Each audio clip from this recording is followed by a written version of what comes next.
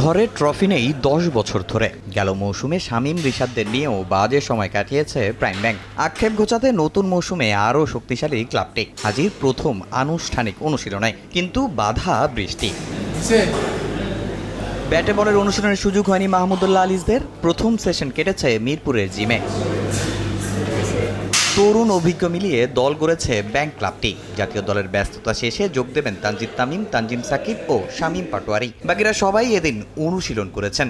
মাহমুদুল্লাহদের সঙ্গে মাঠের অভিজ্ঞতা নেওয়ার অপেক্ষায় তরুণ তুর্কি আজিজুল হাকিম তামিম। যেহেতু মাহমুদুল্লাহ ভাইয়া আছে, আকবর ভাইয়া রয়েছে এবং তামিম ভাইয়া, সাকিব ভাইয়া যেহেতু, আর আমরা জুনিয়ররা অনেকে আছে, সো সব মিক্স করাই। যেহেতু ফার্স্টেই বললাম, তো ইনশাল্লাহ আমরা ভালো কিছু করার চেষ্টা করব। পার্সোনালি আমার কোনো এমন কিছু নাই, বা টিমকে জেতানোই ফার্স্ট লক্ষ্য। এটাই, যেহেতু আমি প্রত্যেকটা চ্যালেঞ্জকে অপরচুনিটি হিসেবে দেখি, এটা একটা অপরচুনিটি যে বাংলাদেশ টিমে রোল করার জন্য। প্রাইম ব্যাংক শেষ ও একমাত্র শিরোপা জিতেছিল 2014-15 মৌসুমে। এরপর কয়েকবার সম্ভাবনা জাগালেও শুধু কেবল আক্ষেপেরই গল্প।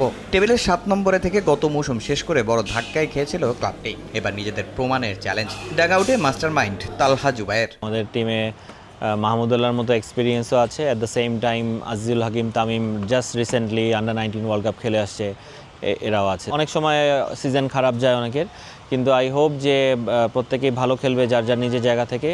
এবং যেহেতু আমার টিমে ধরেন আমার বেঞ্চে যারা থাকবে তারা প্রত্যেকে কেপেবল খেলার জন্য, আমি আশা করব যারা অপরচুনিটি পায় তারা যেন একদম নিজের মন মতো মন খুলে খেলতে পারে। টিম ফার্স্ট, এটা অবশ্যই টিমের যেটা প্রয়োজন। সো সবারই প্রত্যেকের এই ইন্ডিভিজুয়াল রোল থাকবে, কার কখন কি দায়িত্ব সেটা একদমই ক্লিয়ার করে দেওয়া হবে।